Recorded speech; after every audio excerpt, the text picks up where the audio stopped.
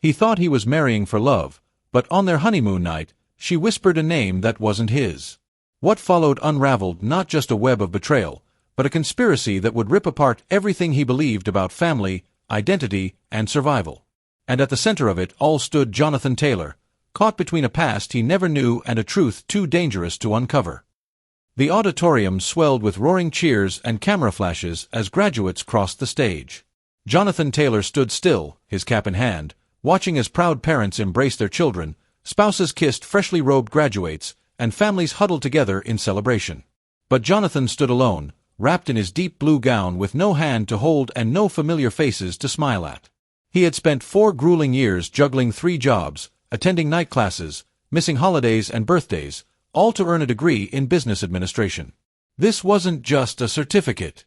It was a testament to his resilience, his love for his family, and a declaration that he had refused to give up. The journey had started in darkness. 4 years earlier, he was sitting in the break room of a warehouse, sore from a double shift, watching a younger co-worker brag about his college degree. That night, Jonathan made a decision that changed everything. He enrolled in night school.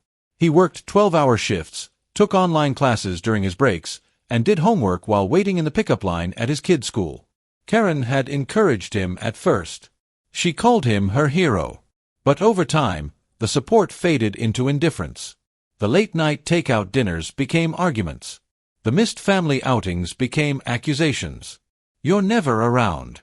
You care more about your books than us. Still, Jonathan held on. He told himself it was for them. He imagined the moment when he would walk across the stage and see his family cheering, proud, eyes glistening with joy. He envisioned Lily running up with flowers, Marcus holding a sign that said, "Go, Dad," and Karen, in a bright dress, was blowing him a kiss. But that moment never came. Weeks before, Karen had laughed and promised they'd be there. Front row, loudest cheers. But as his name was called and he stepped across the stage, Jonathan's eyes scanned the crowd. There were no signs, no screams, no Karen, no kids. Only strangers are clapping. The smile he wore was practiced. His eyes masked the devastation brewing inside. After the ceremony, Jonathan stepped into the hallway. His heart was hollow. His phone trembled in his hand. He prayed for an explanation. A flat tire. A last-minute emergency. Anything. But the message that stared back at him turned his world to ice. "We need to talk urgently." He tapped it open. The next line gutted him. "I didn't want you to hear it from someone else, but I'm at your brother Ethan's place. We've been seeing each other. I didn't want to ruin your day, but I couldn't lie anymore." The hallway spun. The air left his lungs. Karen, the woman he had sacrificed sleep and sanity for, had gone to a barbecue at Ethan's house. Not just instead of his graduation, but because she had chosen someone else. His brother. His family. All of them were there. They had chosen Ethan. And yet he didn't scream. Didn't cry. Didn't text back. He just looked at the stage behind him, where strangers had applauded a ghost, and made a decision. One clear, chilling thought echoed in his mind. "Let's see how this plays out, Karen. I hope the barbecue was worth it." Outside the auditorium, Jonathan sat on a bench, his diploma folder tucked under his arm, staring blankly at the message. He read it again. And again. "I'm at your brother Ethan's place. We've been seeing each other. Didn't want to ruin your day."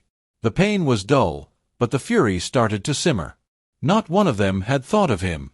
Not one. He opened Ethan's public profile. The caption read "Family Barbecue." Photos loaded one after another. Karen is flipping burgers with a grin. Lily is splashing in the pool. Marcus is on Ethan's shoulders. His parents clink glasses. His sister was grinning at a fruit tray. Everyone was smiling like he didn't exist. Then, a glitch. A preview of a deleted photo. Karen in Ethan's arms. Kissing him. Wearing the red dress, Jonathan had saved 3 paychecks to buy her. He screenshot it before it disappeared. The betrayal was total. Not just Karen. Not just Ethan. But everyone. They had erased him. Replaced him. They had thrown a party to celebrate his absence. He clenched his jaw and stood. This wasn't just a personal betrayal. This was war. He got into his car and drove home in silence. The same silence that had slowly crept into his marriage over the years. Their home, once filled with laughter and warmth, was now a cold shell. The furniture they picked together. The photos she hung. The curtains she loved. It all felt like a museum of lies. Jonathan walked into the kitchen, opened his laptop, and began. He opened the spreadsheet. The one he had started years ago. Every account. Every transaction. Every tax return. Every transfer. Karen had thought he was obsessive. Nerdy. Too careful. But Jonathan knew better. He had seen his father lose everything in a divorce when he was a boy. He swore he'd never be caught off guard. What Karen didn't know was that Jonathan had created a secondary LLC 2 years ago. He had funneled 30% of his income into it, hidden behind a series of blind trusts. She thought she had drained their savings. But she had only touched the surface. The real assets were elsewhere. Untouchable. Untraceable. He spent the evening transferring funds, backing up documents, and contacting James, his lawyer friend. He wasn't acting out of rage. He was acting with precision. Karen made her choice. Ethan made his. Now Jonathan would make his. No explosions. No drama. Just quietly dismantling. 3 days passed. Karen's texts grew more desperate. I made a mistake. I miss you. Can we talk? Ethan left a voicemail. Just call me back, man. Let's clear the air. Jonathan ignored every message. He was busy. At work, he kept things normal. At home, he operated like a machine. Every document reviewed. Every account is protected. Every move calculated. On Friday morning, Jonathan sent a single email. Subject: conflict of interest and internal misconduct. Attached were screenshots of Karen and Ethan. Expense reports showing company funds used for their rendezvous. Emails from Karen's account, boasting about her plans. One line read, "He's clueless. I'll clean him out next week." Jonathan sent it from a library, using a burner email. Saturday, Ethan's LinkedIn changed. Open to work. Karen's social profiles vanished. The fallout had begun. Sunday morning, Jonathan met James. Over coffee, James slid papers across the table. Property transfer. Custody claims. LLC protections. Jonathan signed everything. "You sure you want this to go all the way?" James asked. Jonathan nodded. "They underestimated me. Let's show them who they left behind." That night, Karen arrived. Disheveled. Tearful. She banged on the door, begging Jonathan to open it just enough for her to see him. Collected. "This house isn't yours," he said.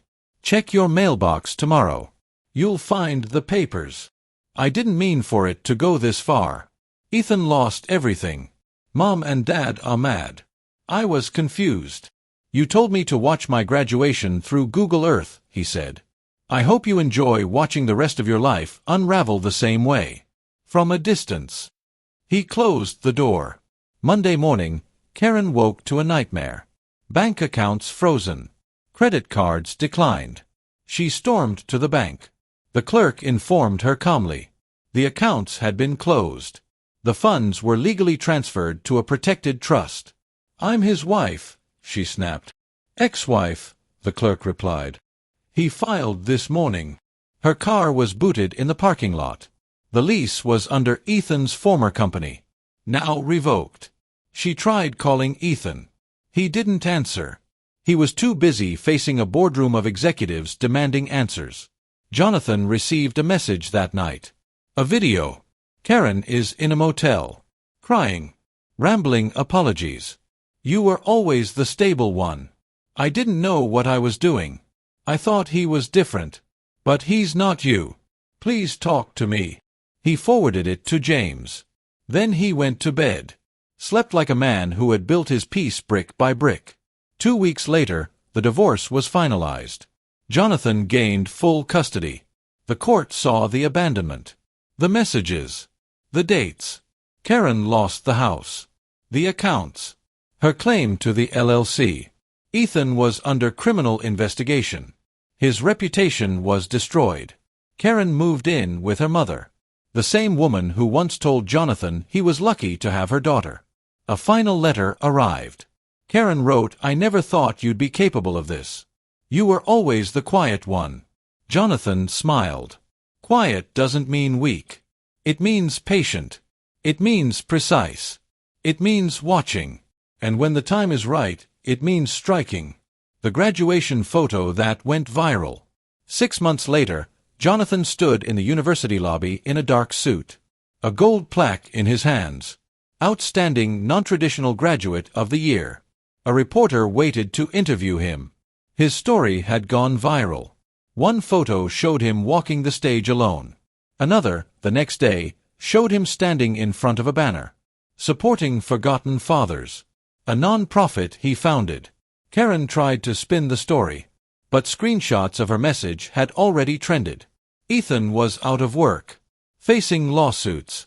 Jonathan's children were with him, not because he fought, because they saw. He never wanted revenge. He wanted peace. But peace was stolen. So he took back everything they tried to erase. They once watched him walk alone. In the end, he walked away with everything they lost.